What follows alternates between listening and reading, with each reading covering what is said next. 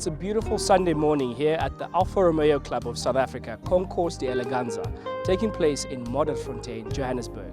My name is Thabo Ramashala.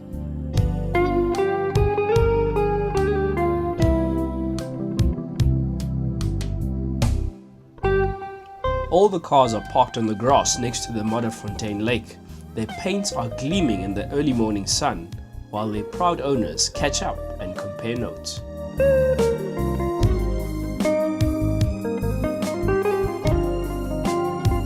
A number of very passionate Alfa Romeo owners and collectors have brought out some highly impressive and meticulously prepared and restored Alfas, which will be judged today in the different categories.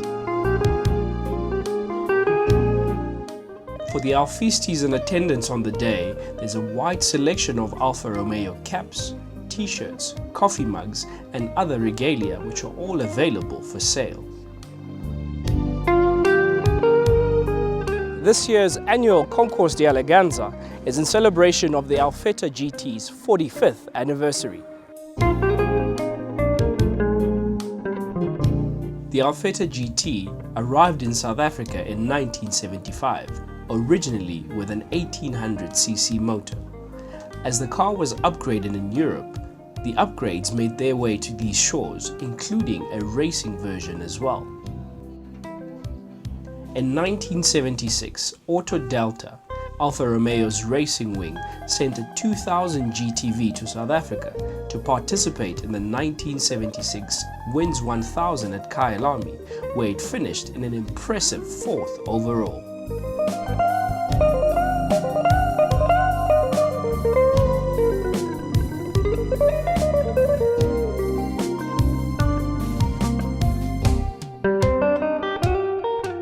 I'm here with Ian Milner, chairman of the Alfa Romeo Club of South Africa, who's going to give us an idea of the judging criteria in the Concourse de Elegance category. So Ian, what do the judges look for in this category? So this category is very similar to the data category, except they don't look at originality. So for instance, the car might have non-factory spec wheels on it, they might have modified the engine, but in terms of the condition and cleanliness that they're looking at the car, they still climb under the car, look at underneath the car, look in the wheel wells, check at cleanliness. So a good example is condition is something like your bodywork, all pristine, no dents, no scratches and everything like that. And cleanliness is obviously the cleanliness of this bodywork. A good example, you might have a car that is pristinely in condition, 100%, bodywork's fine, everything's beautiful, but they've left a bit of swirl from the polish or something like that. Yes. So they'd lose marks on the cleanliness, but have good marks on the condition. But other than that, like I said, not original. It's not an original thing, but they do exactly the same as the guys do in the top class. But there you lose points if the car's not original, obviously. So yeah, it's tough. It's tough. I mean, the judges work bloody hard. I mean, you look at them now; they all got grass on them because they've been climbing under cars and bending down, and so it's a tough class. But fantastic turnout today. I'm really chuffed. Excellent. Thank you, Ian. Thanks very much, man.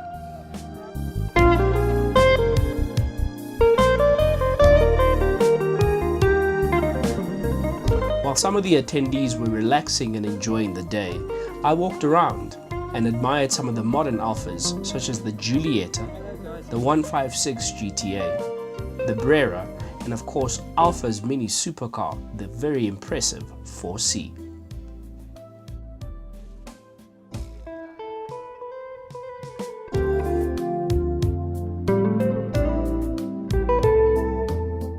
Earlier on, Ian Milner gave us an idea on the judging criteria for the Elegance category.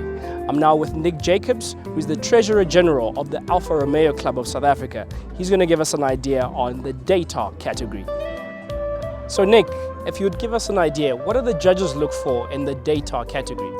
Very similar to Elegance, they look at condition and cleanliness, but in addition to that we have to look at originality or authenticity. Yes. And that is original parts that were manufactured when the car was made. And for example, you can't put a different set of wheels on that the car didn't originally come out with. Obviously some parts cannot be original because the cars are way too old, but that's where the authenticity comes in and we look at suitable replacement parts. Excellent. Thank you so much, Nick. Pleasure.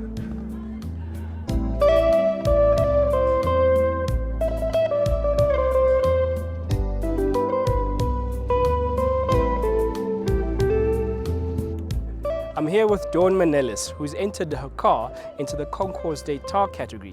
She's going to tell us a little bit more about it. So Dawn, tell us a little bit about your car.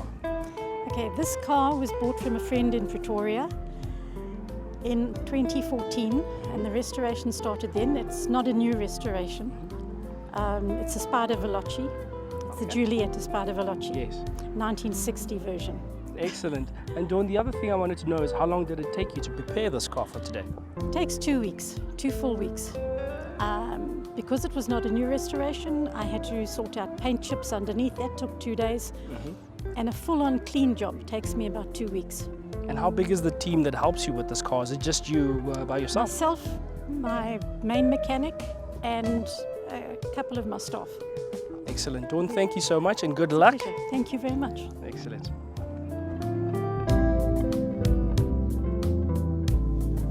Over 5 decades of Alfa Romeo's different models are stretched out over the field today, from the original 1970s Giulia to the modern 2017 Giulia QV.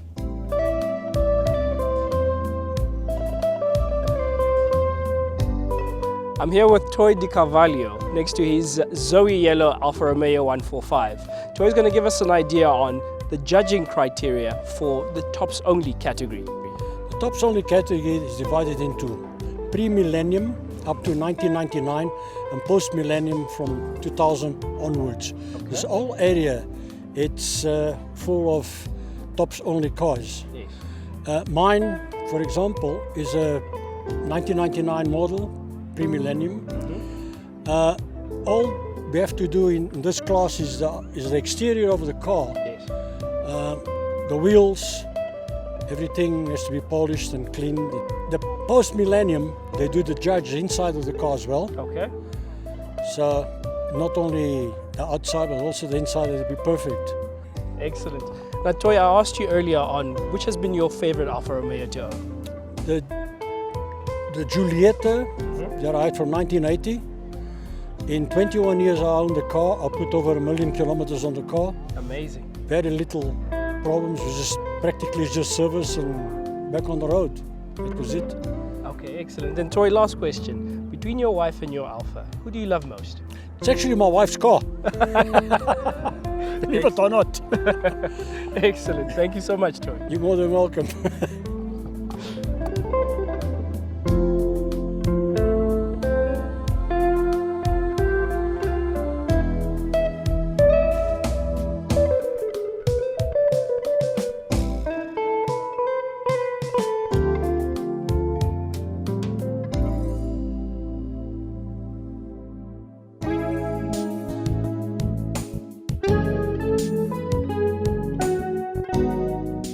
Now, Toy is the magazine editor for the Alfa Romeo Club of South Africa. Toy, what are you currently working on? Well, a friend of mine sent me an article he found in an old magazine on the Alfa 412, Type 412, which is a 1939 car with a V12 engine. That engine was designed originally by Vittorio Giano. The cars, apparently 4 of them were made. Of the 2 that were found after the war, 1 disappeared. The other one, you can find a bit of history of the car. And then the second one reappeared. Okay. It's in the Schlumpf Museum in France. And one was cut down and the parts used for a different car altogether. But I found one not too long ago. Yes. A 2.9 that went to Brazil. Yes. And was stripped. And then the car was sold in bits and pieces to Argentina. And then also disappeared. In about 1951, the car disappeared. Yes. In 1973, a chassis was advertised for sale. Some Swiss guy found the chassis, and then later found a body. And they found 2 boxes full of bits and pieces. The car was a piece of scrap. Yes. And they got the car together, but the car went to America and was sold for $19.8 million Wow. in 2016 Wow.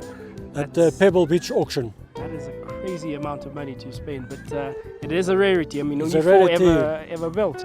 The Alfa Romeo Club of South Africa is available on Facebook. It's a great club to join where you'll get all the tips and also some of the information that Toy has just mentioned about some of the classics that he's been researching.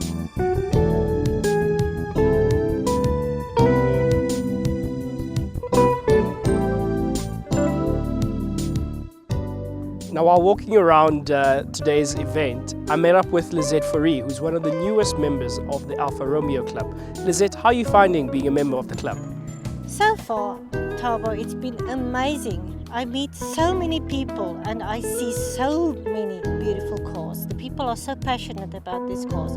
Just like I'm with this baby, the beautiful Alfa GTA 156, and I do love driving this beauty.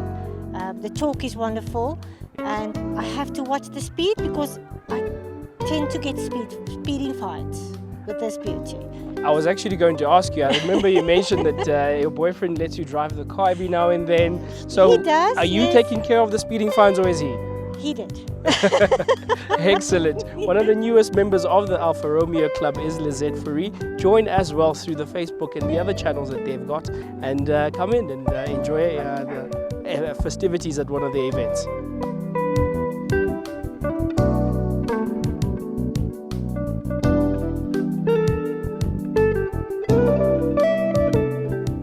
The iconic Alfa Romeo Spider, simply gorgeous.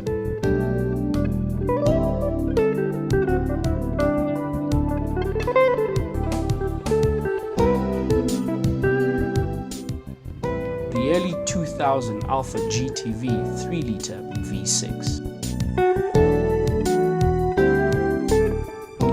I'm here today with Helmut Wolf.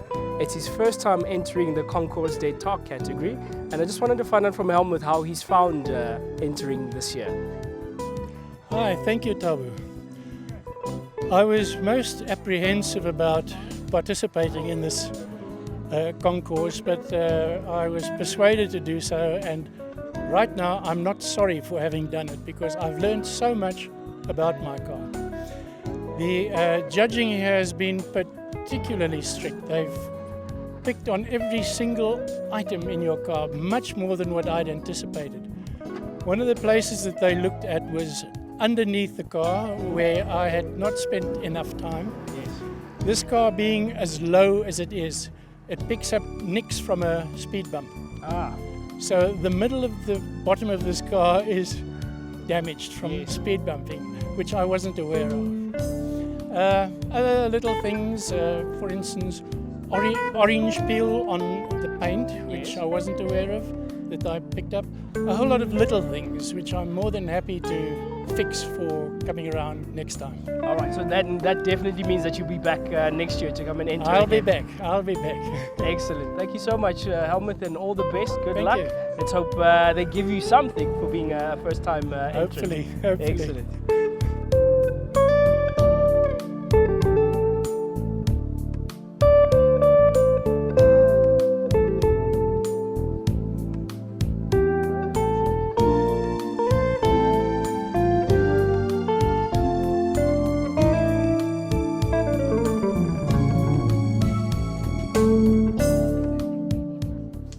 The 2017 Giulia Super Sedan with a 500 horsepower twin-turbo Ferrari-derived V6. I'm here with one of the veterans of the Concourse de Elegance, Mr. Joe Ribello. He's been with the club since 1987. He's actually won the Daytime category a few times. Joe, how have you found it this year? I found it exceptionally tough.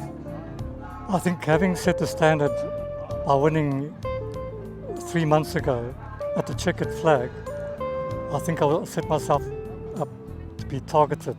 Anyway, I think the Concourse is the success behind the looks of the car today. Yes. Because without it, I wouldn't have been forced to go to the lengths and extremes that it takes to perform here. Joe, last question, and I know it's always difficult to look at other people's cars, but which other cars have impressed you this year at this year's competition? There's that red Brera Spider that looks to be a winner. There's also Dawn Manellis's Julietta Spider from 1960. There's the 60 Julietta Sprint, and I think I'll come in somewhere behind those three. Okay. Joe, we wish you all the luck in the world. Thank you so much for your time, and keep enjoying this amazing car. Thank you so much for your time. Great to meet you. Great.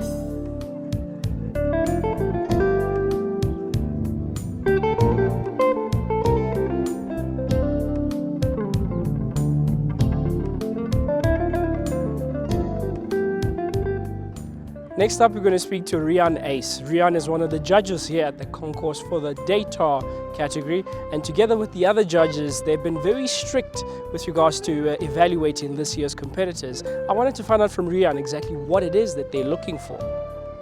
In Daytar, that is obviously our top class, so we judge 3 criteria there. We judge cleanliness, condition, and very importantly for this class, we judge originality as well. So that's a car that's as close to as it was when it rolled off the factory floor.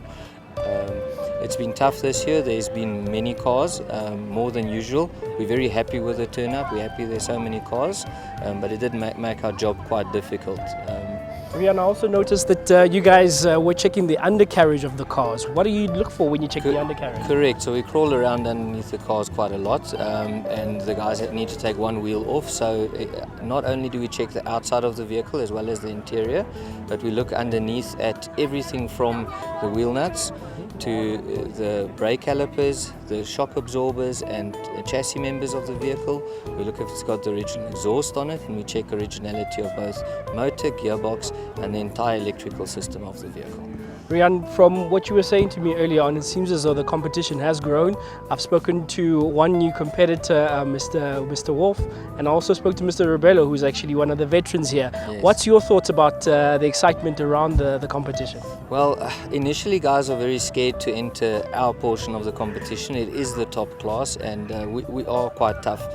One thing I can say is a car that enters into our concourse and does well there, like Rebello's car, will actually be able to go to Neisner or any other motor show in the country and do very well. Yes. We are extremely strict on our judging. So Rian, how many judges were there in this year's Daytar category? Okay, so we try and split the judges up into 3 teams of 2 judges each. Each one judges a separate portion of the vehicle. That way we get the same level of judgment throughout for each car, and that way each set of judges judges a certain portion. So that creates evenness and equality throughout the whole judgment process. Yes. On top of that, what it does is neither me or any of the judges really know which car is going to win, so even we're excited about it at the end of the day. Excellent. So Rian, before I let you go, please tell me a bit more about this gorgeous car that we're standing next to. Okay, so this gorgeous vehicle behind us is an Alfa Romeo Giulietta Sprint Speciale. It's a very, very special car in that there were very few built. They were hand produced as racing vehicles. It's based on a Giulietta Sprint of the era, which is a 101 series car. They had extreme technology built into them. We're talking twin carburetors, aluminium motor, aluminium gearbox, fully independent front suspension. These were the supercars of their day, and this is a very, very special vehicle. Excellent. Thank you so much for your time, Rian, and looking forward to seeing who you guys have picked as the eventual winner for the Also Daytar. looking forward to it. Thanks a lot. Thanks, Rian. Thanks. The Elegance also showcased some of the rare collectibles: the Alfa Romeo 1600 Veloce Spider and the Giulietta Coupe, the 1962 2600 Touring Spider, which was Alfa Romeo's flagship car of the 1960s.